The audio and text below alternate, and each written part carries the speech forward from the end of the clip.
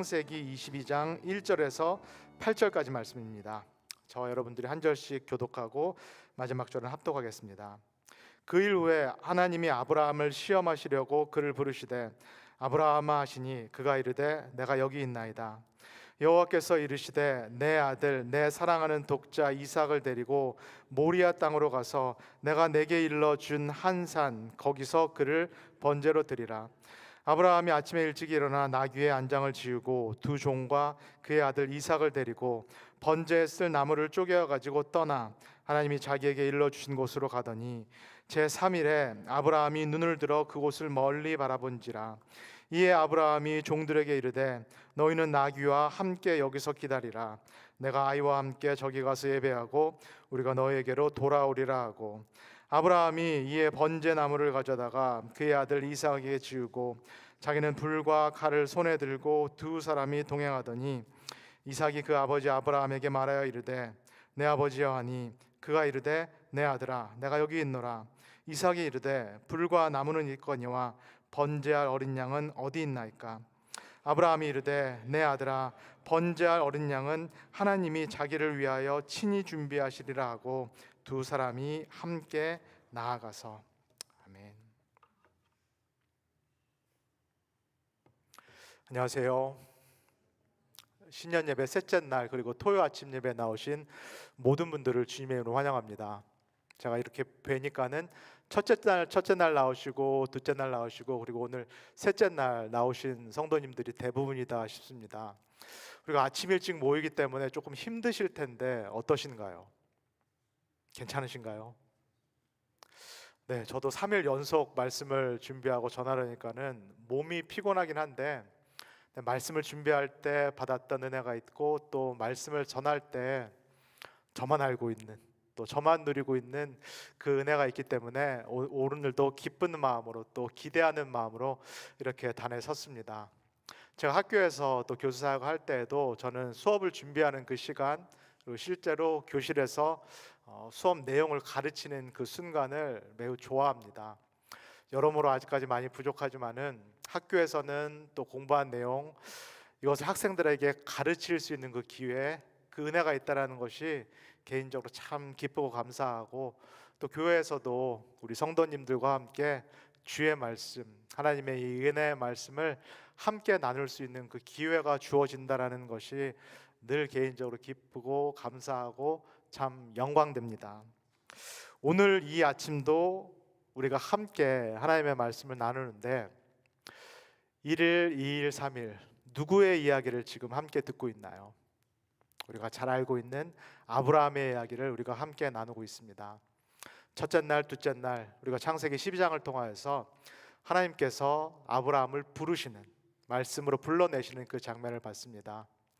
갈대아 우르 많은 사람들이 자신들의 바벨탑을 쌓아서 놓고 있는 그 갈대아 우르에서 사실은 잘 살고 있었던 평안히 살고 있었던 이 아브라함을 하나님께서 불러내시는 떠나라 그리고 가라라고 명령하시는 그 장면을 우리가 함께 봤습니다.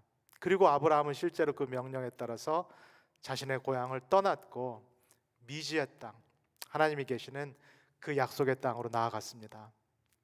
그런데 그 미지의 땅 그 약속의 땅에서 아브라함이 처음 맞닥뜨리게 된 것은 무엇이었나요? 하나님의 약속의 성취 그가 예상했던 복이 아니라 기근 심각한 기근이었습니다. 예상치 못한 상황을 맞닥뜨렸던 이 아브라함 우리가 너무나도 존경하는 믿음의 조상이라고 너무나도 존경하는 이 아브라함마저도 그의 믿음이 심하게 흔들리는 모습을 보았습니다. 믿음뿐만 아니라 그의 존재 자체가 밑에서부터 심하게 흔들리는 그 장면을 우리가 어제 살펴봤습니다. 그러나 그 상황에서 여전히 흔들리지 않고 계셨던 한 분이 계셨습니다. 여전히 아브라함은 자신이 받았던 말씀, 약속을 이제는 의심하고 있는 이 상황에서 그러나 여전히 흔들리지 않고 계셨던 한 분, 여전히 그 말씀과 약속에 충실하셨던 한 분이 계셨습니다. 그분이 누구신가요? 그분이 아브라함의 하나님 그리고 우리의 하나님 되십니다. 이제 우리 모두가 잘 아는 그 장면 그 장면을 함께 보기를 원합니다. 창세기 22장의 장면입니다.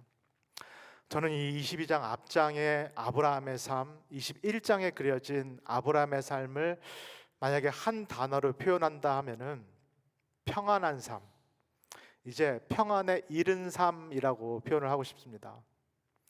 물론 아브라함이라고 하더라도 노년에 이른 이 아브라함도 완전히 평안할 수는 없겠습니다. 그의 삶에도 여전히 문제가 있고 어려움이 있고 걱정, 근심거리가 있었을 것입니다.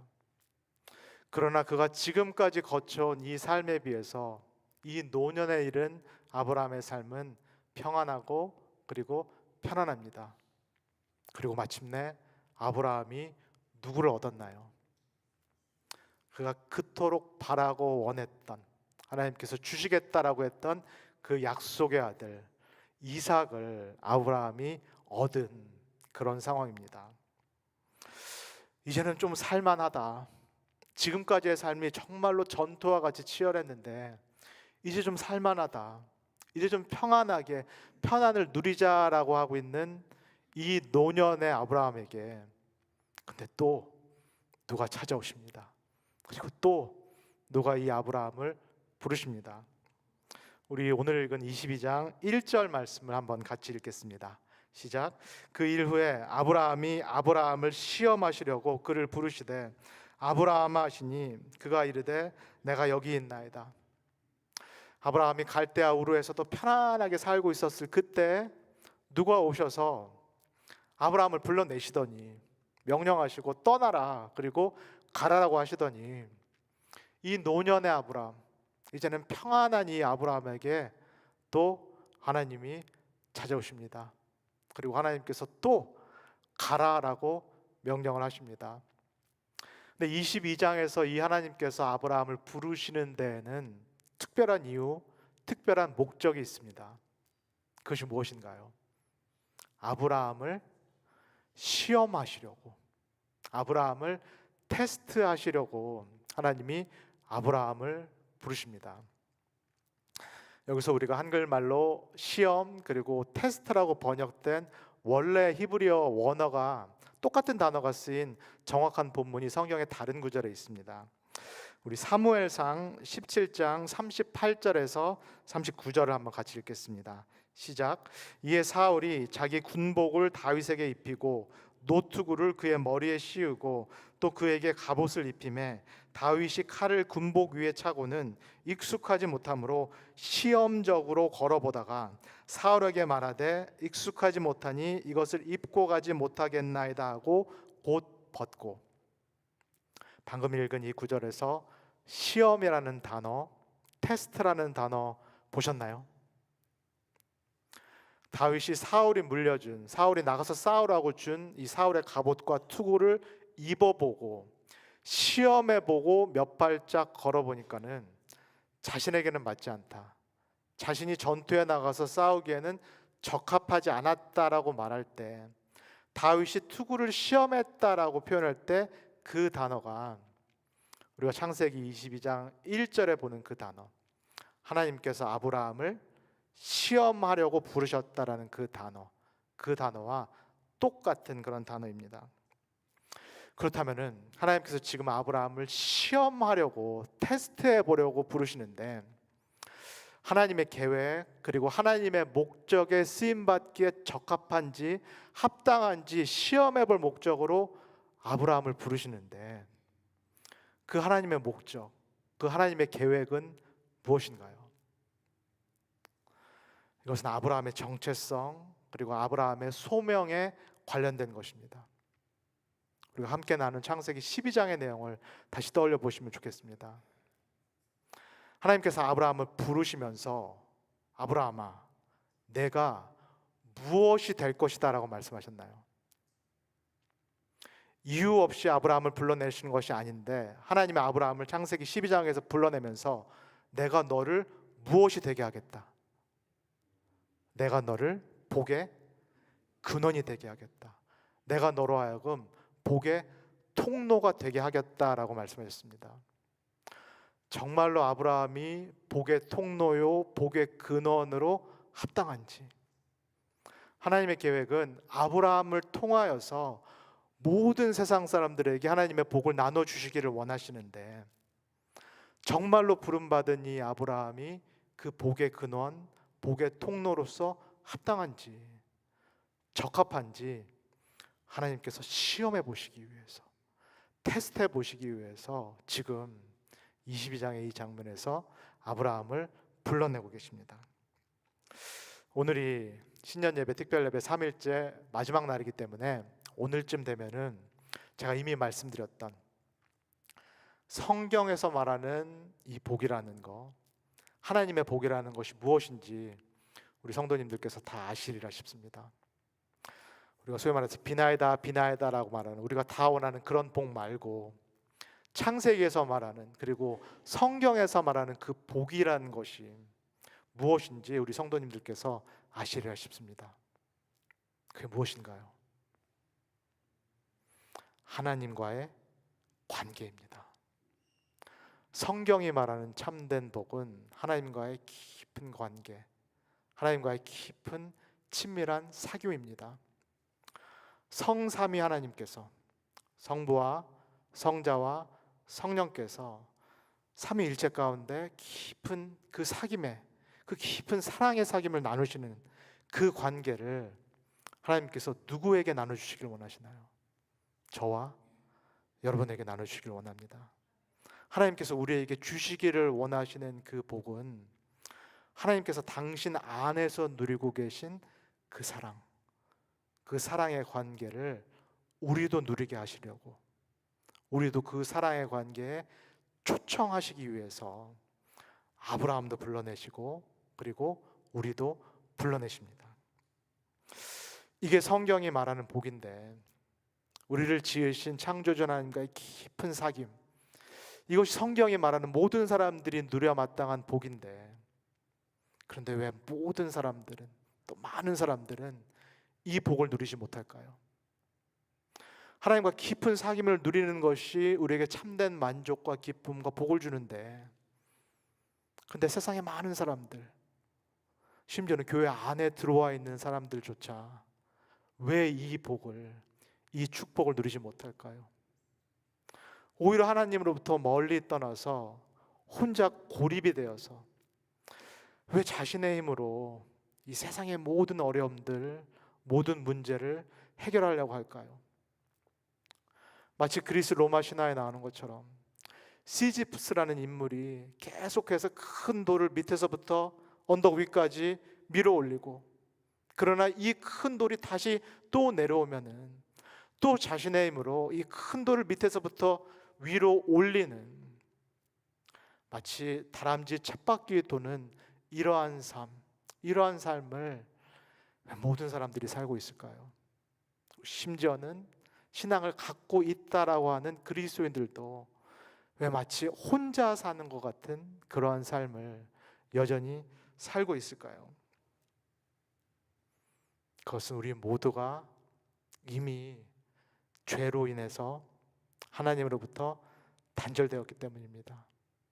모든 인류가 죄로 인해서 이미 하나님으로부터 분리되었기 때문입니다. 그래서 우리가 마치 하나님이 없는 삶, 내가 하나님이 된 것 같은 그런 삶, 그래서 최대의 자유, 최대의 독립, 주체로서, 개인으로서의 그 삶을 누릴 수 있지만 동시에 하나님이 없는 삶, 이미 나에게 모든 것을 주실 수 있는 그 하나님으로부터 끊어진 삶을 살고 있기 때문입니다. 그래서 나의 자원으로만 살아가는 그 삶, 그래서 결국은 나의 자원이 언젠가는 고갈될 수밖에 없는, 바닥을 칠 수밖에 없는 그런 삶. 그리고 그 삶의 결과는 무엇인가요? 생명의 근원으로부터 이미 분리되었고 끊어졌기 때문에 그런 고립된 삶의 최후 결과는 무엇인가요? 생명의 반대인 죽음. 결국은 죽음을 맞이할 수밖에 없는, 죽음을 당할 수밖에 없는 그런 삶을 하나님을 떠난 모든 인류가, 모든 인간들이 살고 있습니다. 그렇다면 하나님께서 아브라함을 불러내신 이유는 무엇인가요? 아브라함을 통하여 복의 통로요, 복의 근원인 이 아브라함을 통하여서 이 죄의 저주 가운데 놓여 있는 모든 사람들에게 다시 한번 하나님의 복을 주시기 위함입니다. 이 모든 사람들에게 다시 한번 하나님과 연결될 수 있는 그 축복, 다시 한번 생명의 근원이신 하나님께 돌아올 수 있는 그 축복, 그래서 다시 한번 하나님께서 누리고 계신 그 사랑의 관계를 모든 피조물들이, 모든 인간들이 누릴 수 있는 그 축복, 그 축복을 주시기 위해서 지금 하나님께서 아브라함을 부르신 것입니다. 그리고 정말로 아브라함이 이 복의 통로요, 근원으로서 적합한지, 합당한지, 그것을 시험하시기 위해서, 테스트하시기 위해서 오늘 읽은 이 22장에서 하나님께서 다시 아브라함을 이렇게 부르십니다. 이것이 아브라함의 소명, 정체성을 위한 마지막 시험일진데, 이 시험이 쉬울까요? 아니면 어려울까요? 소명의 무게를 생각해보고, 그리고 이게 정말로 아브라함이 적합한지를 테스트하는 마지막 하나님의 시험이기 때문에 이 시험이 쉬울까요? 또는 어려울까요? 우리 2절의 말씀 한번 읽겠습니다. 시작. 여호와께서 이르시되 내 아들 내 사랑하는 독자 이삭을 데리고 모리아 땅으로 가서 내가 내게 일러준 한 산 거기서 그를 번제로 드리라. 이 시험 테스트가 마지막 테스트이기 때문에 최상위 난도의 테스트입니다. 어렵기가 그지없고 극상의 테스트입니다. 더 중요한 것은 어려운 시험 문제를 내고 계신 이 하나님이 우리 성도님들 어떻게 들으셨나요? 너무 잔인하게 들립니다. 그냥 아브라함에게 이삭을 바치라라고 이렇게 말씀을 하실 수도 있을 텐데 하나님 어떻게 말씀하셨나요? 여호와께서 이르시되, 제가 그대로 읽어드리겠습니다. 내 아들, 내 사랑하는 독자 이삭을 데리고 그를 번제로 드려라. 그냥 이삭을 바쳐라라는 이 말씀도 이 아브라함의 심정을 비수처럼 푹 찌르는데, 이 잔인하게 들리는 하나님이 이삭, 네가 정말로 사랑하는 그 아들, 눈에 넣어도 아프지 않을 그 아들, 너의 하나뿐인 그 아들, 너의 외아들 독자 이삭을 내게 바쳐라. 그것도 번제로 바쳐라. 이야기가 너무 무섭게 나가고 있기 때문에 제가 우리 성도님들을 조금 안심시켜 드리기 위해서 이 말씀 드리겠습니다. 성경에 나와 있다라고 해서 하나님께서 모든 사람들에게 이런 시험을 주시는 것은 아닙니다. 우리는 아브라함은 아닙니다. 저와 성도님들이 아브라함은 아닙니다. 우리가 아브라함과 같이 모든 인류를 구원할 그런 복의 통로, 복의 근원으로 부름받은 것은 아닙니다. 그래서 성도님들께서 조금 안심하셔도 좋겠습니다. 근데 중요한 것은 이것입니다. 하나님께서 왜 이렇게 가혹하게 들릴 정도의 그 명령, 왜 이렇게 가혹하게 들릴 정도로 잔인하게 들릴 정도의 그 순종을 요구할까요? 일반적인 순종이 아닙니다. 보통 순종이 아닙니다. 하나님에 대한 절대적인 신뢰, 그리고 하나님에 대한 절대적인 순종을 지금 하나님께서 아브라함에게 요구하고 계십니다. 하나님께서 왜 그러실까요? 왜냐하면 모든 사람들이 범했다라고 하는 그 죄의 근원이라는 것이 불순종이기 때문입니다. 모든 사람들이 놓여 있다라고 하는 그 죄의 세력의 근원, 본질이라는 것이 다름 아닌 하나님에 대한 불신, 그리고 하나님에 대한 불순종이기 때문입니다. 이웃과의 관계에서뿐만 아니라 하나님과의 이 수직적인 관계에서도 항상 주도권을 잡고 싶어하는, 항상 칼자루를 하나님이 아니라 내가 쥐고 싶어하는 것, 이것이 모든 사람들이 사실은 예수 그리스도를 믿는다라고 하는 우리도 놓여 있는, 여전히 영향을 받고 있는 이 죄, 하나님에 대한 불신, 그리고 하나님에 대한 불순종의 죄입니다. 이 죄의 저주에 빠져 있는 모든 사람들을 구원할 그 복의 근원, 복의 통로로 아브라함이 지금 부름을 받고 있기 때문에 아브라함에게 요구되는 것은 이것입니다. 그저 일반적이고 보통 순종이 아니라 절대적인 순종. 하나님께서 무엇을 명령하시던 간에 하나님을 절대적으로 신뢰하고, 그리고 하나님께 절대적으로 순종하는 이 마음의 자세, 이것을 하나님께서 이 아브라함에게 마지막으로 시험하고 계시고 마지막으로 테스트하고 계십니다. 이 마지막 시험을 통과하고 있는 이 아브라함이 과연 이 시험을 어떻게 통과할까요? 우리 3절에서 5절까지를 한번 읽어보겠습니다. 시작. 아브라함이 아침에 일찍이 일어나 나귀의 안장을 지우고 두 종과 그의 아들 이삭을 데리고 번제에 쓸 나무를 쪼개어 가지고 떠나 하나님이 자기에게 일러주신 곳으로 가더니 제3일에 아브라함이 눈을 들어 그곳을 바라본지라. 이에 아브라함이 종들에게 이르되 너희는 나귀와 함께 여기서 기다리라. 내가 아이와 함께 저기 가서 예배하고 우리가 너희에게 돌아오리라 하고. 우리는 이 구절을 읽을 때 또 궁금합니다. 무엇이 궁금하신가요? 아브라함이 어땠을까? 아브라함이 이 3일 길을 걸어갈 때, 모리아산까지 사랑하는 이삭을 바치라는 명령을 듣고 걸어갈 때 아브라함 마음이 어땠을까? 아브라함의 심리 상태가 어땠을까? 두려워했을까? 염려했을까? 하나님을 원망했을까? 도망하고 싶었을까? 불순종하고 싶었을까? 아브라함이 마음이 어땠을까? 그의 심리가 우리는 사실 궁금합니다. 그런데 성경은 그것에 대해서는 별 관심이 없어 보입니다.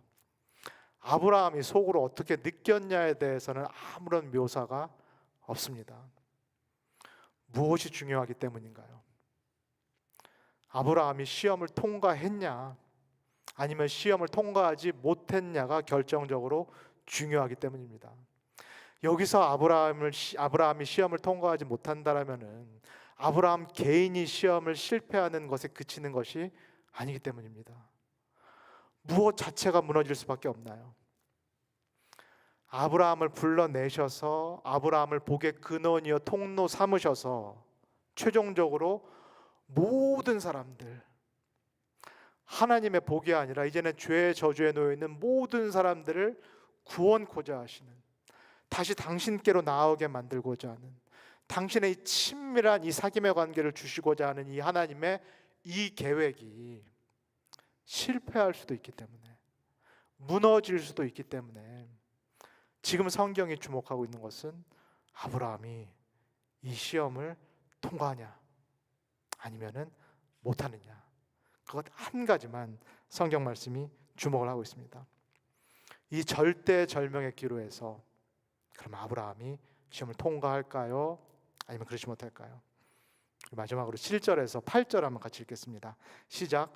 이삭이 그 아버지 아브라함에게 말하여 이르되 내 아버지여 하니 그가 이르되 내 아들아 내가 여기 있노라.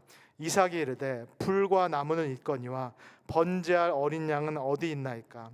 아브라함이 이르되 내 아들아 번제할 어린 양은 하나님이 자기를 위하여 친히 준비하시리라 하고 두 사람이 함께 나아가서. 자, 여쭤보겠습니다. 아브라함이 시험을 통과했나요? 못했나요? 통과했습니다. 그것도 매우 우수한 성적으로 아브라함이 하나님의 마지막 시험, 그리고 하나님의 마지막 테스트를 통과했습니다. 어떻게 이 아브라함이 이 어려운 시험, 인간적으로는 최상위의 시험이다, 최고 난이도의 시험이다라고 할 수 있는 이 마지막 시험을 도대체 우리와 똑같은 이 아브라함이 어떻게 통과했을까요?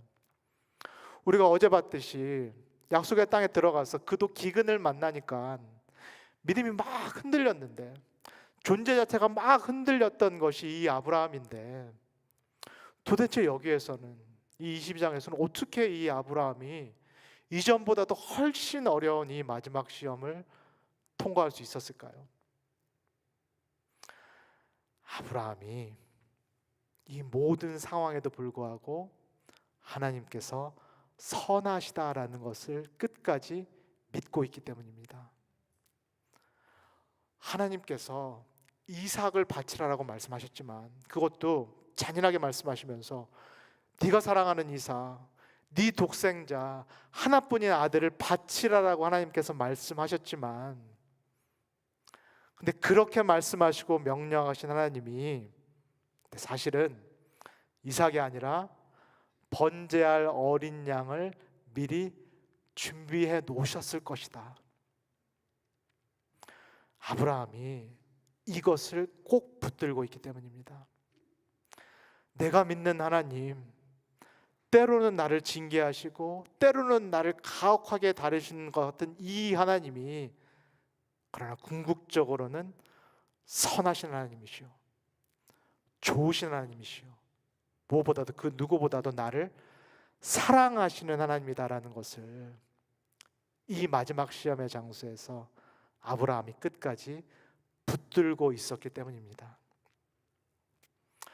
사랑하는 우리 오렌지가 난 교회 성도 여러분, 오늘로써 이 신년 특별 예배 3일째 예배를 모두 마칩니다.